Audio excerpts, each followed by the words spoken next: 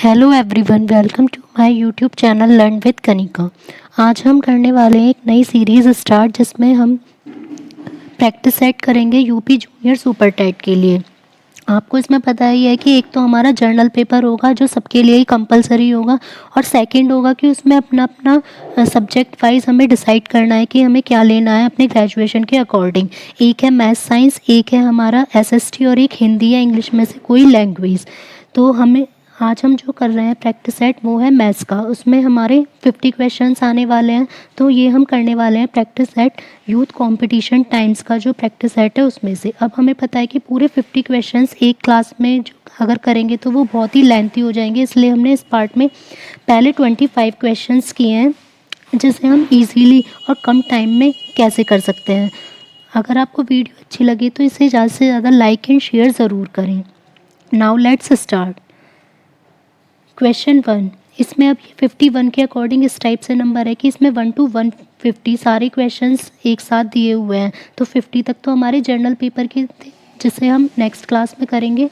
अब यहाँ से हम मैथ्स का कर रहे हैं जिसमें हमारे क्वेश्चन जो हैं वो 51 से स्टार्ट है। तो फर्स्ट क्वेश्चन है 51, वह छोटी से छोटी संख्या ज्ञात कीजिए जो 12, 18, 21 और 30 से विभाज्य हो। जब भी हमसे छोटी से छोटी संख्या पूछी जाएगी तो हमें क्या निकालना है उसमें एलसीएम, और जब भी हमसे बड़ी से बड़ी संख्या पूछी जाएगी तो हमें क्या निकालना होगा एचसीएफ, क्योंकि इसका जो फुल फॉर्म होता है वो क्या होता है हाईएस्ट कॉमन फैक्टर, मीन्स बड़ा निकालना होगा, और इसका होता है एलसीएम का लोएस्ट कॉमन मल्टीपल, मीन्स हमें सबसे छोटा निकालना है। तो अब हमें 12, 18, 21 और 30 का एलसीएम निकालना होगा। अब जब हम इनका नंबर्स का एलसीएम निकालेंगे तो एक तो हमें सबको ट्रिक पता ही है कि हम इस टाइप से उनके फैक्टर करते चले जाते हैं। तो मैं आपको इस टाइप से बताऊंगी कि आपको ऐसे फैक्टर नहीं करने पड़ेंगे, इसको जल्दी से जल्दी कैसे सॉल्व कर सकते हैं। अब पहले ये देख लेंगे कि कोई भी नंबर आपस में एक दूसरे से डिविजिबल नहीं है। मीन्स जैसे 12 है तो वो किसी और से पूरा डिविजिबल नहीं है, ना ही 18 ना 21। तो हमने पहले ये देख लिया। इसके बाद हम देखेंगे कि ये सारे नंबर किसी एक नंबर से डिविजिबल हैं या नहीं। हमें देखते ही पता चल रहा है कि ये सारे नंबर 3 से डिविजिबल हैं। तो क्या करेंगे, पहले इन्हें कट कर देंगे। 3 4 ज़ा, 3 6 ज़ा, 3 7 ज़ा और 3 10। तो हमारा फर्स्ट फैक्टर हो गया 3। यहाँ पर हम एलसीएम अलग निकालते जाएंगे। अब हमें देखना है कि 4 6 7 10। 7 तो अब हमारा आ गया प्राइम नंबर, ये तो किसी से भी कट नहीं होगा। अब हमारा क्या बचा 4 6 10, ये हमें पता है 2 से डिविजिबल है, इसको भी कट कर लेंगे। 2 2 ज़ा 4, 2 3 ज़ा 6, 2 5 ज़ा 10। तो एक हमारा फैक्टर क्या आ गया 2। अब ये सारे प्राइम नंबर आ गए, 2 भी, 3 भी, 7 भी, 5 भी। तो जब हमारे प्राइम नंबर आ जाते हैं तो वो किसी से डिविजिबल नहीं होंगे, हमें उनकी सिंपली खुद ही मल्टीप्लाई कर लेनी है। तो क्या आएगा 2 इंटू 3 इंटू 7 इंटू 5। अब हम इनकी मल्टीप्लाई कर लेंगे तो हमारा आ जाएगा यहाँ पर डायरेक्ट। अब हम इनकी यहाँ पर डायरेक्ट सबकी मल्टीप्लाई कर देंगे। 3 2 ज़ा 6, 6 2 ज़ा 12, 12 3 ज़ा 36, 36 और 35। तो 36 इंटू 35 जब हम करेंगे तो हमारा क्या आ जाएगा 1260। तो हमारा एलसीएम इसमें क्या हो गया 1260, मीन्स जो छोटी से छोटी संख्या है जो इन सबसे विभाज्य हो जाए वो होगी 1260। नेक्स्ट है क्वेश्चन नंबर 52, 3 क्रमागत विषम संख्याओं का योग। इसमें हमें क्या लेनी है, लगातार की लेनी है, लेकिन तीनों ही विषम संख्या होनी चाहिए। का योग इनमें से पहली संख्या से 20 अधिक है तो बड़ी संख्या हम ज्ञात करनी है क्या होगी। अगर हम इसमें ऑप्शन के थ्रू जाएं तो थोड़ा लॉन्ग हो जाएगा क्योंकि हमें चारों ऑप्शन ही चेक करने होंगे। तो इसमें हम लेट करके ही करेंगे। जैसे हमने एक नंबर ले लिया x, तो दूसरा नंबर हमारा क्या हो जाएगा x+2, क्योंकि जैसे अगर 1 है तो 1 में नेक्स्ट क्या आता है हमारा ऑड नंबर 3, तो हम 1 में 2 प्लस करते हैं तभी 3 आता है ना। तो ऐसे ही नेक्स्ट हो जाएगा x+4। अब इसमें है कि तीनों का योग, तो x plus x+2 plus x+4 equals to है पहली संख्या से 20 अधिक। तो हमारी पहली संख्या क्या है x+20। अब यहाँ पर हम इसको सॉल्व कर लेंगे तो x से तो x यहाँ पर कट हो गया, ये क्या बचे 2x प्लस 6 इक्वल्स टू 20। तो 2x की वैल्यू कितनी आ गई 14, तो x की आ गई हमारी 7। तो मीन्स फर्स्ट प्राइम नंबर क्या हो गया 7, सेकंड क्या हो जाएगा 9 और थर्ड हो जाएगा 11। तो हमें बताना है सबसे बड़ा नंबर क्या होगा। तो सबसे बड़ा हमारा कौन सा है 11। तो आंसर हो जाएगा ऑप्शन सी 11। 53, 14, 42, 77 का इसमें हमें क्या निकालना है एलसीएम। अब इसमें भी हम इसी टाइप से ट्रिक से करेंगे। 14, 42 और 77। अगर हम इसमें देखें तो ये जो 14 है ये 42 से पूरा डिविजिबल है, तो इस नंबर को हम डायरेक्ट कट कर देंगे, इसको हमें कुछ नहीं देखना। अब 42 और 77 को देखें तो 42 तो इसके टेबल में आता नहीं है, इसके बाद देखेंगे कि 42 और 77 किसी एक नंबर से डिविजिबल हैं या नहीं है, क्योंकि ये दोनों प्राइम नंबर तो है नहीं, तो 7 से कट हो जाएगा, 7 6 ज़ा 42 और 7 से 11। अब हमें पता चल गया कि 11 प्राइम नंबर है, तो अब कोई डिवाइड नहीं हो सकता किसी भी नंबर से, तो डायरेक्ट मल्टीप्लाई कर देंगे 6 इंटू 11 इंटू हमने फर्स्ट इसको किससे कट किया था, 7 से, तो 66 इंटू 7 हमारा कितना हो जाएगा, ये 462। तो इसका एलसीएम आ गया 462, ऑप्शन सी। 54, 45, 240 एंड 315 का इसमें हमें क्या निकालना है, महत्तम समावर्तक मीन्स SCF। जिसको हिंदी में प्रॉब्लम हो गई तो मैं उसको साथ के साथ इंग्लिश में बोल रही हूँ, तो आपको इजीली समझ में आ जाएगा। तो इन तीनों का हमें SCF निकालना है। तो अब SCF के लिए हम क्या करते हैं, तीनों नंबर्स हमने लिख लिए। एक तो हमारी वही ट्रिक होती है कि पहले इसको डिवाइड करके देखें, तो उससे हमारा हो जाता है बहुत ही लॉन्ग। तो इसकी हम शॉर्ट ट्रिक से करेंगे कि इसको कैसे हम इजीली कर सकते हैं। पहले देखते हैं कि 45 पूरा 240 से डिविजिबल है या नहीं, तो ये पूरा इससे डिविजिबल भी नहीं है, ना ही 45 315 से है। तो इसके बाद क्या करेंगे, जो हमारा छोटा नंबर है 45, बस इसके फैक्टर लिख लीजिए।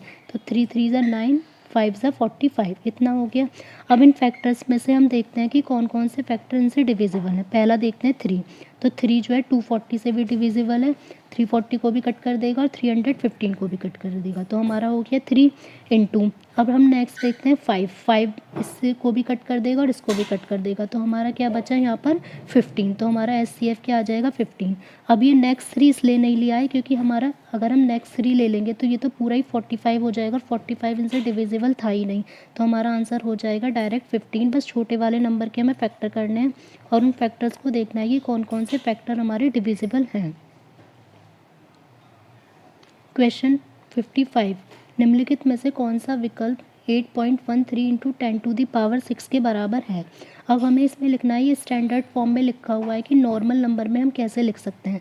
तो अब यहाँ पर है 8.13 इंटू 10⁻6, तो हमें जब भी यहाँ पर पॉइंट हटाना होगा तो यहाँ पर क्या है हमारे कितने नंबर पहले पॉइंट है, 2 नंबर पहले पॉइंट, तो ये कितना हो जाएगा 813।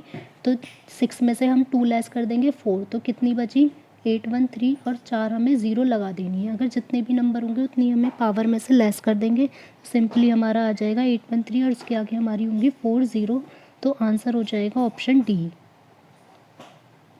क्वेश्चन 56, दो संख्याओं का समांतर माध्य और गुणोत्तर माध्य 7 और 2√10 है, तो हमें संख्याएं बतानी है। इसमें कोई भी दो संख्या है तो समांतर माध्य क्या होगा हमारा अर्थमेटिक मीन और गुणोत्तर माध्य क्या होगा ज्योमेट्रिक मीन। ये दोनों हमें गिवन है, तो हमें बतानी है कि जो नंबर्स हैं वो क्या होंगे। एक तो ये है कि हम इनका फॉर्मूला लगा के दोनों को इक्वेशंस बना के सॉल्व करें। हम इससे नहीं सॉल्व करेंगे, डायरेक्ट ऑप्शन से देखेंगे। पहले हम अर्थमेटिक मीन का देखते हैं। अर्थमेटिक मीन क्या होता है, कोई भी दो नंबर उनका हम अपॉन 2 कर देते हैं तो हमारा आ जाता है कि अर्थमेटिक मीन क्या है। अब हमें देखना है कि किन नंबर से इस टाइप से हमारा आंसर 7 आना चाहिए। तो फर्स्ट ऑप्शन है 5 + 4, 5 + 4 अपॉन 2 करेंगे तो 9/2, तो हमारा 7 आएगा नहीं, तो ऑप्शन ए हमारा कट हो गया।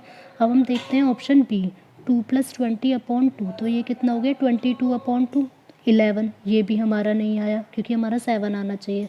अब देखते हैं ऑप्शन सी 4 + 10 अपॉन 2, तो ये 14/2 कितना आ गया, इसका मतलब 7, तो हमारा यही आंसर होगा कि ऑप्शन सी 7। और डी में भी देखें तो हमारा डी में 8 + 5/2 तो भी नहीं आएगा। अब इन दोनों का अगर हम जी गुणोत्तर माध्य निकालेंगे तो भी √2√10 ही आएगा और समांतर माध्य निकालेंगे तो 7 आ जाएगा। तो हमें आगे चेक ही नहीं करना, बस डायरेक्ट इसी से हम आंसर कर लेंगे ऑप्शन सी 4,10। क्वेश्चन 57, यदि समीकरण 4x + 3y + 5 = 0 है, ये हमें एक इक्वेशन गिवन है और सेकंड इक्वेशन गिवन है 6x - ky - 7 = 0।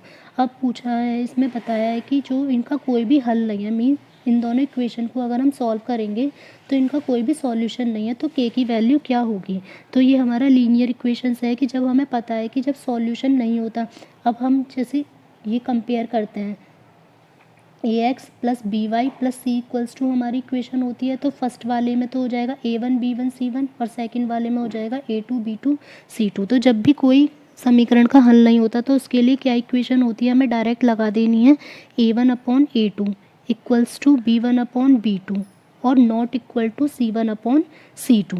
अब हम इनकी वैल्यू रख लेते हैं कि A1/A2 और ये सब हमारे कितने आ रहे हैं। तो A1 है हमारा 4 और हमारा A2 है 6 इक्वल्स टू ऐसे ही B1/B2। तो ये A1 हो जाएगा यहाँ पे 4, A2 हो जाएगा 6, फिर B1 हो जाएगा 3 और B2 हो जाएगा -K। तो ये हो गया 3/-K। अब नॉट इक्वल्स टू C1/C2 है जिसका कोई यूज़ है नहीं, 5/-7। तो हमें तो K की वैल्यू निकालनी है, तो हम इन दोनों इक्वेशंस को ले लेंगे। ये हो गया 4, 2 2 ज़ा 4, 2 3 ज़ा 6, तो मल्टीप्लाई कर देंगे -2K इक्वल्स टू 9। तो K की वैल्यू क्या आ गई -4.5, जो हमें निकालनी थी K की वैल्यू, तो वो आ गई हमारी -4.5, ऑप्शन ए। क्वेश्चन 58, यदि x² + kx + k equals to 0 का कोई हल नहीं हो। अगर हमें ये भी इसमें भी इक्वेशन गिवन है और इसका कोई भी हल नहीं है, तो बताना है कि k का मान जो है ये किस में इन ऑप्शंस में से किस टाइप से हमारा होगा, कि k की वैल्यू ग्रेटर दैन 4 होगी या लेस दैन 4 होगी, या 0 to 4 के बीच में होगी, या -4 से ग्रेटर दैन होगी।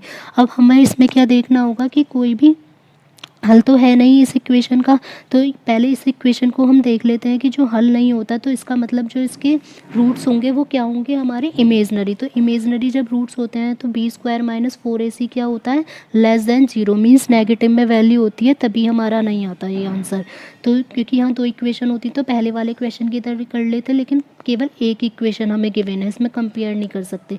तो B हमारा क्या होगा, K² - 4A हमारा 1 है और C हो गया K, तो K² - 4K हमारा लेस दैन हो गया 0 से, तो हमने K कॉमन ले लिया, तो क्या बचा K - 4 less than 0।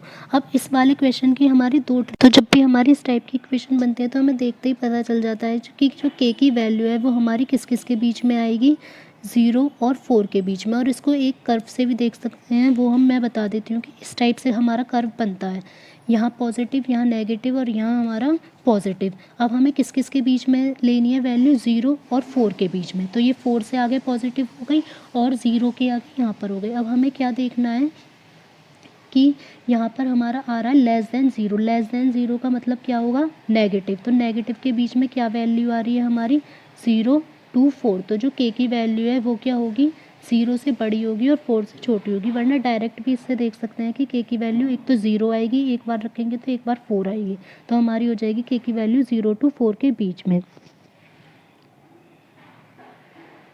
Question 59, x² + 7x + 10, इसकी हमें फैक्टर करना है। तो एक तो हमारा इसका सिंपल फैक्टर करने का तरीका जो मैं बता देती हूँ, लास्ट वाले एक नंबर के हमें ऐसे फैक्टर करने हैं। यहाँ पर लास्ट में हमारा आ रहा है प्लस, तो प्लस करके हमें 7 आना चाहिए। तो 5x + 2x हो जाएगा प्लस 10, तो x कॉमन ले लेंगे, x + 5 + 2 कॉमन लेंगे तो x + 5। तो हमारा एक फैक्टर हो गया x + 5 और एक फैक्टर क्या हो जाएगा हमारा x + 2।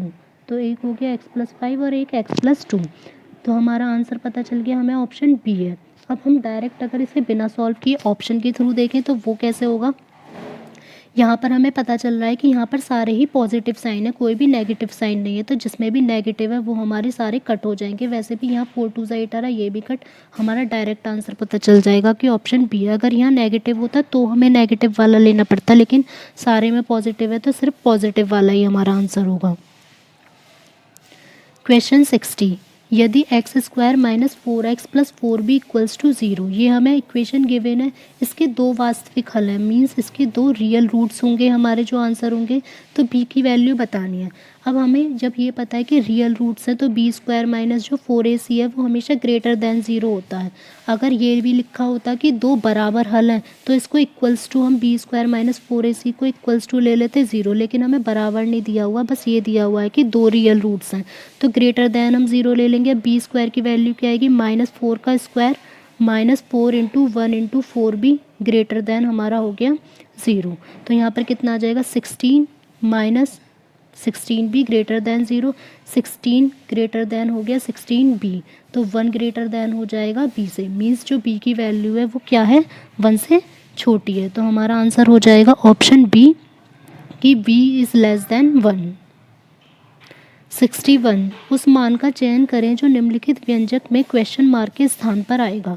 हमें बताना है कि ये जो इक्वेशन दी हुई है इसमें क्वेश्चन मार्क पर क्या आएगा। अब हमें गिवन क्या है, a + b + c की वैल्यू जो है वो 0 है, तो बताना है A cube plus B cube plus C cube equals to यहाँ पर कितना होगा। तो हमें ये पता है कि जब भी A plus B plus C की वैल्यू अगर ज़ीरो होती है तो A cube plus B cube plus C cube equals to direct होता है, हम इसे डायरेक्ट ही पुट करते हैं 3abc। इसको प्रूफ भी कर सकते हैं लेकिन हमें यहाँ प्रूफ नहीं करना, बस डायरेक्ट देखना है कि क्या होगा इस टाइप का, क्योंकि क्वेश्चन भी ज़रूरी पूछा जाता है। तो A cube plus B cube plus C cube equals to क्या हो जाएगा 3abc। अब हमें यहाँ abc तो गिवन है तो क्या नंबर आ जाएगा 3, ऑप्शन सी। 62 30 घंटे के साथ अनुपात ज्ञात कीजिए। तो हमें बताना है कि 3 घंटे का 30 घंटे के साथ क्या अनुपात होगा। जब भी हमें रेशियो निकालना होता है तो हमेशा जो यूनिट होनी चाहिए ऊपर या नीचे की हमेशा सेम होनी चाहिए। तो हमें यहाँ पर पता है कि 3 दिन है और नीचे क्या है हमारे 30 घंटे। हम इसको जब भी सॉल्व कर सकते हैं, या तो दिन को घंटे में चेंज करो या घंटे को दिन में करो। तो हमारे पास जो ईजी है हम उसको करेंगे। हमें पता है एक दिन में कितने घंटे होते हैं, तो अब हम 3 दिन को चेंज कर लेंगे। हमें पता है एक दिन में 24 घंटे होते हैं, तो 3 इंटू 24/30। 3 से ये कट हुआ 10 टाइम्स, 2 से कट हो जाएगा 12 और 2 10 5, 2 5 10। तो हमारा कितना आ जाएगा 12/5 रेशियो। तो आंसर हो गया बी 12/5। अब हम यहाँ पर ले कितनी चीज़ कर रहे हैं 18 का ले रहे हैं। 18 पे ही तो हमें 3CP मिला था, तो 18 हो गया SP और 18 ही हो गया हमारा CP, क्योंकि 1 का नहीं निकाल रहे हम यहाँ पे, सब चीज़ों का 18 का निकाला है। तो 3 से ये कट हो जाएगा, 3 1 जा 3 6 जा 3 6 जा। तो यहाँ पर कितना बचा CP equals to 6XP minus 6CP, ये इधर जाएगा तो 7CP इक्वल्स टू आ गया 6SP। इतना हमारा आ गया। नेक्स्ट है क्वेश्चन 63, दो धनात्मक पूर्णांकों का अनुपात। कोई दो पॉजिटिव इंटीजर्स हैं, तो हमारे ये पता चल गया पॉजिटिव और इंटीजर्स हैं, उनका जो रेशियो है 3:4 है। उनका योगफल मीन्स जो उनका समय हमारा वो कितना है 70। तो प्रत्येक पूर्णांक में कितना जोड़ा जाना चाहिए कि उनका अनुपात 5:6 हो जाए। तो हमें बताना है कि दोनों ही इंटीजर्स में कितना हम प्लस करें कि उनका रेशियो 5:6 हो जाए। तो हमें ये पता है, पहले फर्स्ट वाला निकाल लेंगे कितना। जब हमें सम पता होता है तो हम क्या करते हैं, फर्स्ट वाले का रेशियो कितना है 3 अपॉन टोटल रेशियो 3 + 4 हमारा 7 इंटू टोटल कितना है 70। तो 10 कट ये आ गया, फर्स्ट तो हमारा हो गया 30। तो हमें डायरेक्ट पता चल गई 70 जब हमारा सम था तो सेकंड कितना हो जाएगा 40। अब हमें पता चल गई फर्स्ट वाला इंटीजर 30 और सेकंड वाला इंटीजर हमारा 40 है। अब इन दोनों में ही हमें प्लस करना है कि रेशियो हमारा 5:6 हो जाए। तो 30 + x upon 40 + x equals to 5/6। दोनों की क्रॉस मल्टीप्लाई कर देंगे तो कितना आ जाएगा हमारा 180 + 6x equals to 200 + 5x। 6x में से 5x गया x और 200 में से 180 गया तो 20। तो x की वैल्यू कितनी आ गई हमारी 20। तो हम दोनों में अगर 20 प्लस कर देंगे तो हमारा रेशियो क्या हो जाएगा 5:6। जिस टाइप से जिस टॉपिक के हमारे क्वेश्चंस आते जा रहे हैं तो मैं उनकी आई बटन पे आपको वीडियो लगाती जाऊंगी, जिससे कि अगर आपको किसी भी टॉपिक में कोई डाउट है तो आप वहाँ से जाकर उस वीडियो को ज़रूर एक बार देख सकते हैं, तो आपको और अच्छे से क्लियर हो जाएगा अगर आपको कोई टॉपिक नहीं आता हो तो। क्वेश्चन 64, हीरो ने 47,000 में पुरानी कार खरीदी। तो हीरो ने जो है एक कार खरीदी है 47,000 में, इसकी मरम्मत में 3,000 रुपये खर्च किए, मीन्स उसकी रिपेयरमेंट में जो है 3,000 रुपये और खर्च कर दिए। तो अब वो कार जो है टोटल कितने रुपए की हो जाएगी। जब भी हम खर्च करते हैं तो वो हमारा क्रय मूल्य में ही जुड़ता है, क्योंकि वो हमने अपने आप से खर्च किया है ना, तो इसमें हमने 3,000 और खर्च कर दिए। तो अब वो कार कितने की हो गई 50,000 की। यदि वो कार को 58,000 में बेचता है, अगर वो 58,000 में कार को बेच दे तो उसके लाभ का प्रतिशत क्या होगा। अब हमें प्रॉफिट परसेंटेज निकालनी है। इसका डायरेक्ट हमें फॉर्मूला पता है कि क्या करेंगे, SP मीन्स हमारा sale price minus CP cost price upon CP into 100। तो परसेंटेज प्रॉफिट कितनी हो जाएगी हमारी 58,000 माइनस 50,000 अपॉन 50,000 इंटू 100। तो ये हमारा कट हो गया। ऊपर हमारा कितना बचेगा 8,000 अपॉन नीचे बचे हमारे 500, ये कट हो गई। अब हमारा बचा 80/5, तो 16 5 से होते हैं 80। तो कितने परसेंटेज का उसे प्रॉफिट हुआ 16%, ऑप्शन बी। 65, यदि व्यक्ति 16,800 रुपये में 18 खाट बेचकर 3 खाट के क्रय मूल्य के बराबर का लाभ प्राप्त करता है। तो बताना है कि एक खाट का क्रय मूल्य क्या था।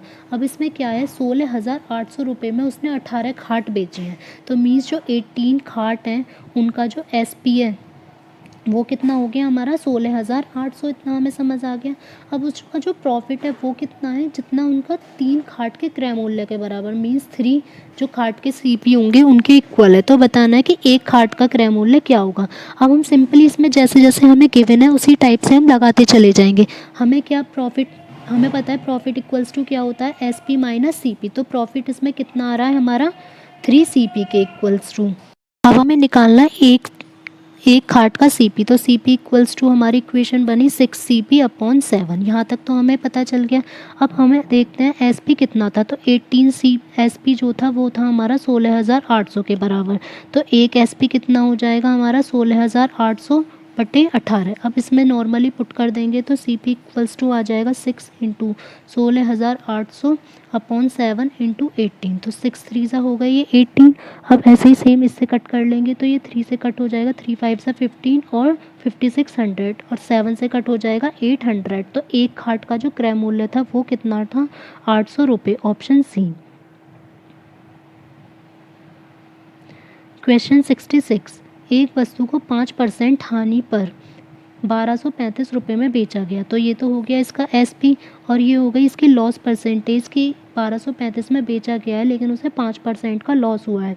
अगर अब उसे 10% का प्रॉफिट करना है तो वो कितने रुपए में उसे बेचे। तो इसके लिए सिंपली एक फॉर्मूला होता है जो हमें ट्रिक टाइप है कि वही लगाना है। ऐसे नहीं कि पहले फर्स्ट से सॉल्व करेंगे, इससे CP निकालेंगे, फिर सेकंड में सॉल्व करेंगे। तो जब भी हमें एक SP दिया होता है और दूसरा SP हमें निकालना होता है तो SP2 इक्वल्स टू हमारा लगाते हैं 100 प्लस प्रॉफिट परसेंटेज जो हमें दी है upon 100 minus loss percentage into जो हमारा फर्स्ट वाला SP है। अब हम सिंपली इसमें पुट कर लेंगे 100 प्लस हमें कितने का प्रॉफिट परसेंटेज चाहिए 10 का, और लॉस परसेंटेज कितना था 5, और पहला वाला SP कितना दिया हुआ है 1235 का। तो ये कितना आ जाएगा हमारा 110/95 इंटू 1200 हमारा 35 हो गया। अब इसको कट कर लेंगे 5 से कट कर लेंगे, 5 से ये कट होगा 19 टाइम्स, ये कट होगा हमारा 22 टाइम्स। फिर इसको 19 से ही डायरेक्ट कट कर लेंगे तो 65। तो 65 और 22 की मल्टीप्लाई करेंगे आएगा 1430। तो अगर वो 1430 रुपये में बेचेगा तब उसको 10% का प्रॉफिट होगा। तो आंसर हो जाएगा ऑप्शन सी। क्वेश्चन 67। यादृच्छिक रूप से किसी संख्या को चुने जाने पर 2 अंकों वाली संख्या के अभाज्य न होने की प्रायिकता में बतानी है। ये होता है रैंडमली। अगर हम रैंडमली किसी भी ऐसे नंबर को चुनें, क्या होना चाहिए हमारा 2 डिजिट नंबर होना चाहिए। उसके अभाज्य संख्या मीन्स उसका प्राइम संख्या जो है वो प्राइम नंबर ना होने। हमें हमेशा क्वेश्चन में एक तो जहाँ भी हमें ना लिख रहा होता है या नहीं लिख रहा होता है तो उसको पहले ही अंडरलाइन कर लेना चाहिए, क्योंकि हम क्या करते हैं नहीं को तो पढ़ेंगे नहीं, डायरेक्ट अभाज्य संख्या होने का हम निकाल देंगे। और क्वेश्चन में ऑप्शन भी जो इस टाइप से दिया होता है कि हमारा ठीक भी आ जाता है, कि हमें लगता है कि हमने ठीक ही किया है, हम दोबारा उसको चेक ही नहीं करते। तो इसलिए हमेशा नहीं वाले पर एक बार ढंग से देख लेना चाहिए। अब इसमें हमें निकालना है, अगर हम रैंडमली कोई भी 2 डिजिट नंबर है तो उसका प्राइम नंबर नहीं होना चाहिए। तो मीन्स वो किस टाइप का नंबर होगा हमारा कंपोजिट नंबर। अब हमें इस टाइप में हमें देखना है कि जो 2 डिजिट वाले हमारे नंबर हैं वो कितने होते हैं। अब 1 से 100 में अगर हम देखें तो एक तो 9 नंबर तो ये हट गए और एक 100 नंबर वाला हटा दो, तो 10 नंबर हटा दो 100 में से, तो टोटल 2 डिजिट वाले नंबर हमारे कितने हो जाएंगे 90।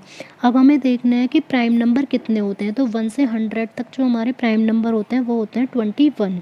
हमें कंपोजिट नंबर निकालना है तो इसमें से सब्ट्रैक्ट कर देंगे 69। अब हमें इसकी प्रोबेबिलिटी निकालनी है कंपोजिट नंबर की। तो 69 अपॉन टोटल नंबर कितने थे 90। 3 से इसको कट कर लेंगे 23 और ये 30। तो डायरेक्ट प्रोबेबिलिटी कितनी आ जाएगी 23/30। और अगर प्राइम नंबर की निकालनी होती तो कर लेते हैं हम 21/90। 68। एक कस्बे की 5% जनसंख्या की किसी महामारी में मृत्यु हो जाती है।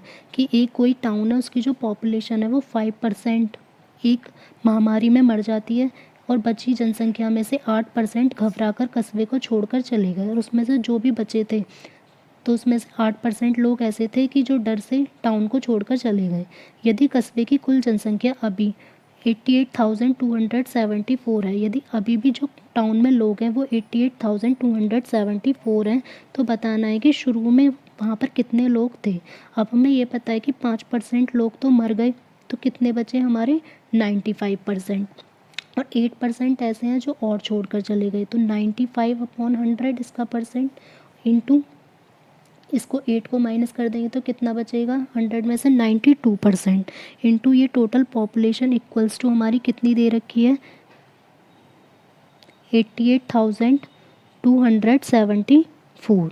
अब हम इसको सॉल्व आउट कर लेंगे। यहाँ पर पहले इसको 19 से कट कर लेंगे, 19 5 से, और यहाँ पर 19 से कट करेंगे तो 4 6 4 6, फिर 46 हमें यहाँ पता चल रहा है ये 46 से डिविजिबल है, 46 2 92 होते हैं, तो यहाँ जाएगा 101।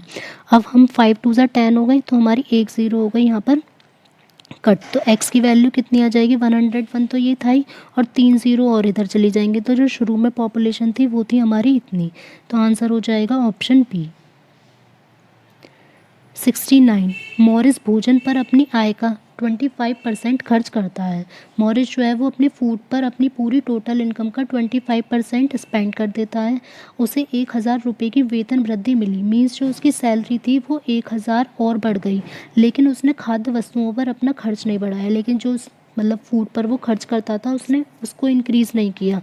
नतीजतन भोजन पर उसका खर्च गिरकर 20% हो गया। तो अब जो उसका भोजन पर खर्चा वो करता था 25%, अब वो कितना रह गया, केवल 20%। तो बताना है कि जो उसकी ओरिजिनल इनकम थी वो कितनी थी। अब हमें ये पता है कि हमने लेट कर लो कि उसकी जो इनकम है वो x है, तो पहले x का वो कितना परसेंट खर्च करता था, 25% फूड पर, और अब उसकी 1,000 रुपये बढ़ गई, तो उसका कितना खर्च होता है, 20%। दोनों को इक्वल रख लेंगे, 100 से 100 कट, 25 5 ज़ा 25 और 5 4 ज़ा 20, तो यहाँ पर हमारा आ जाएगा 5x equals to 4x plus 4,000। तो x की वैल्यू कितनी आ गई, 4,000। तो पहले उसकी सैलरी जो थी वो 4,000 थी और बाद में हो गई 5,000।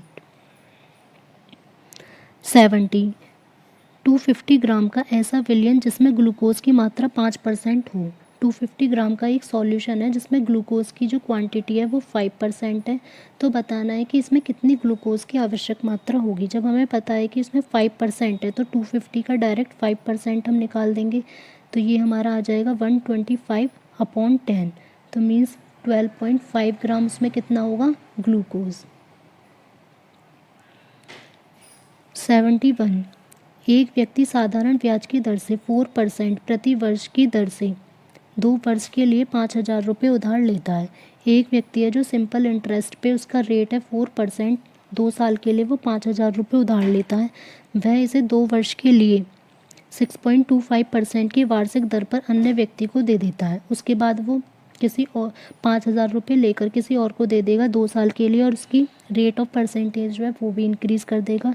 तो बताना है कि उसे कितने रुपए का लाभ हुआ। तो पहले हम फर्स्ट वाले के लिए निकाल लेंगे कि जो वो इंटरेस्ट देगा, तो ऐसा ही कितना हो जाएगा, P into R into T upon 100। तो हमारा P में कितना था, 5,000 लिए थे उसने, R था उसमें 4% और 2 साल के लिए अपॉन 100, तो हमारा कितना आ जाएगा, ये 400 रुपये उसे देना था, 400 रुपये का इंटरेस्ट। अब नेक्स्ट उसने जो 5,000 रुपये दूसरे को उधार दे दिए, और कितने की परसेंटेज थी, 6.25, और 2 साल के लिए अपॉन 100।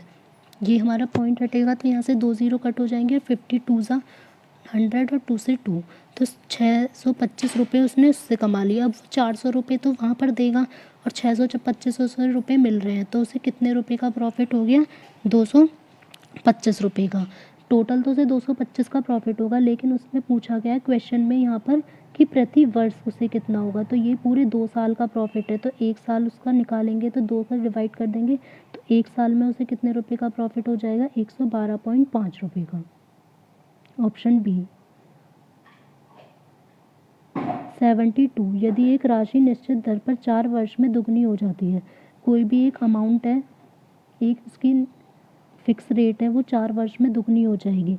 यदि ये राशि साधारण ब्याज की समान दर पर कितने वर्ष में 16 गुनी हो जाएगी।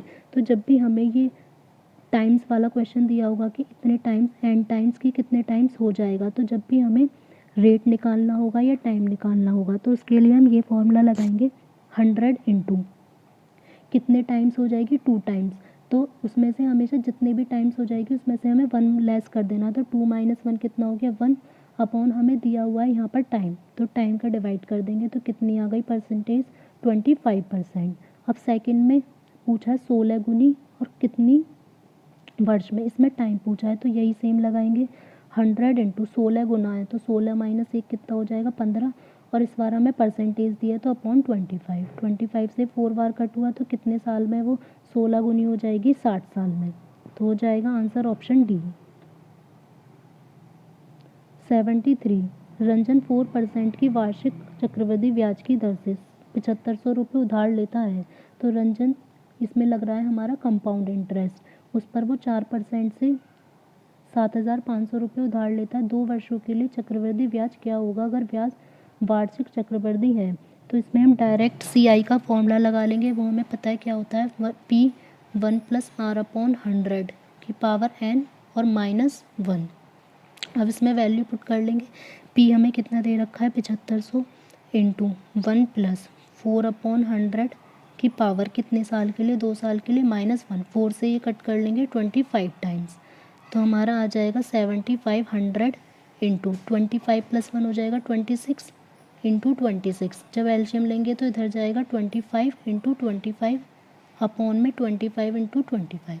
तो जब भी हमारा इस टाइप का नंबर होगा तो हमें क्या करना है, ये हमारा फॉर्मूला बन गया a² - b², मल्टीप्लाई नहीं करनी, इसको इजीली सॉल्व करेंगे। a² - b² हमारा क्या होता है a + b और a - b, तो इसको एक बार प्लस कर देंगे, 26 और 25 को प्लस करेंगे तो 51 आ जाएगा, और जब माइनस करेंगे तो 1 अपॉन 25 इंटू 25, इसको कट कर लेंगे यहाँ पर 300, फिर से कट करेंगे तो आ जाएगा 12 और 51 की मल्टीप्लाई कर दो डायरेक्ट 612, तो हमारा इसमें आंसर आ गया कि उसे कितने रुपए का चक्रवृद्धि ब्याज देना होगा 621 रुपये का, 612 रुपये का, ऑप्शन ए।